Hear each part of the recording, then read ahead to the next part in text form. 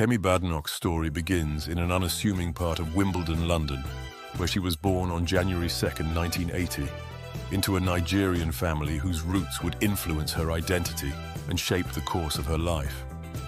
Her parents, Femi and Feyi Adegoke, were ambitious and driven professionals. Her father was a doctor, while her mother worked as a professor of physiology.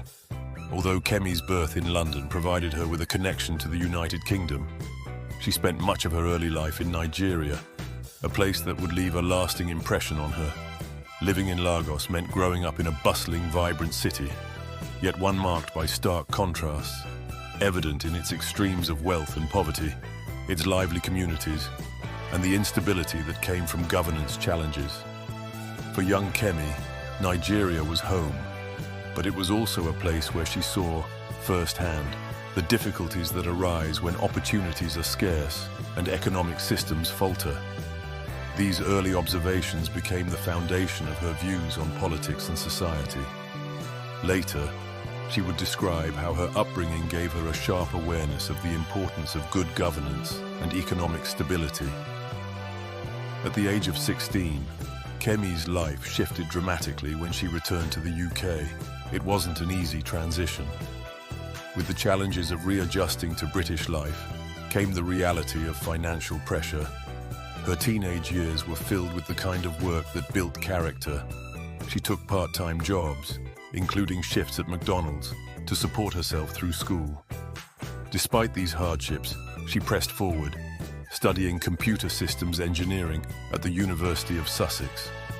Education, she knew, was her way to build a better life, and she would stop at nothing to achieve it. Her academic journey did not end there.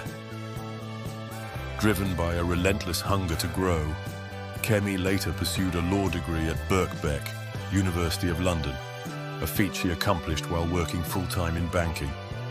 It was a grueling period of juggling work and study, but it also shaped her into the formidable professional she would become.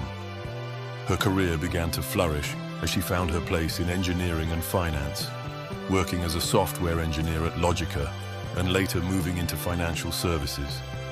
By the time she held roles such as Associate Director at Coates and Digital Director at The Spectator magazine, Kemi had built a formidable skill set, blending technology, strategy, and leadership. Yet, for all her success, Kemi Badenoch felt a pull towards something greater: public service. Her entrance into politics was fueled by a desire to change systems she had long observed, first in Nigeria and later in the UK.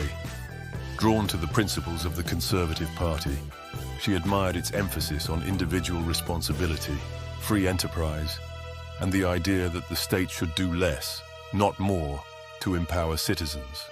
It wasn't long before she made a mark.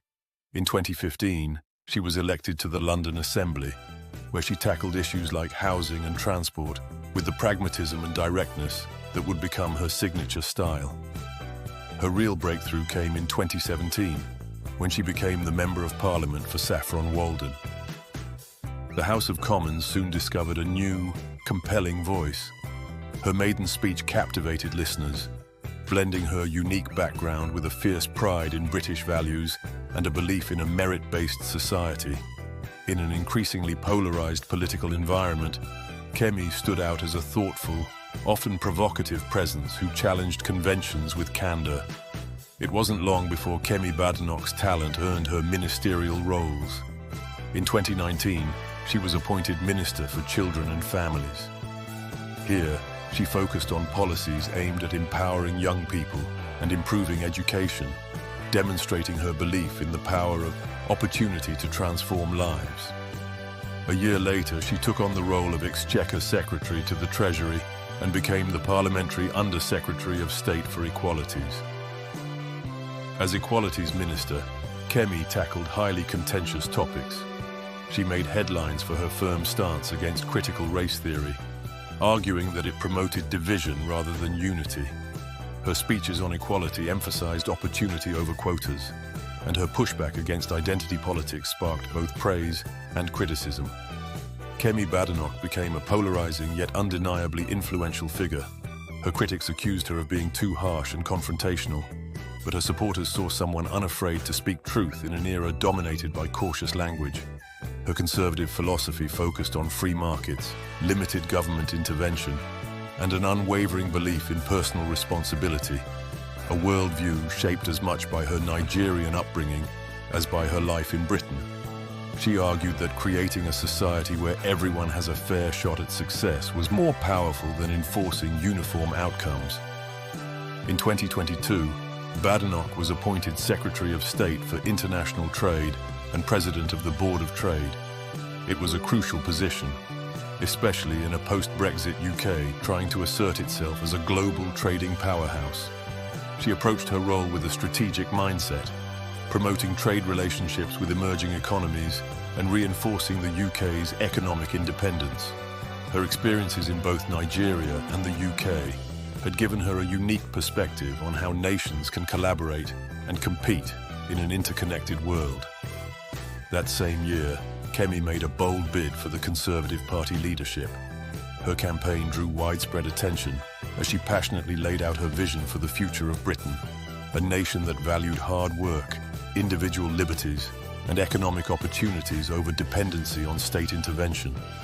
She didn't win, but she made a lasting impression, solidifying her status as a future leader to watch. Today, at 44, Kemi Badenoch becomes the first black woman to lead a major political party in the UK. After a marathon contest, she defeated fellow right-winger Robert Jenrick, 42, by 12,418 votes to replace Rishi Sunak, who led the party to its biggest defeat in its history in July's general election. In her victory speech, Badenoch promised to renew the party and told cheering supporters it was time to get down to business. Badenoch, who is the sixth Tory leader in less than 9 years, now faces the task of uniting a fractured party and leading opposition to Sir Keir Starmer's Labour government. We congratulate and wish her the very best in her new political position.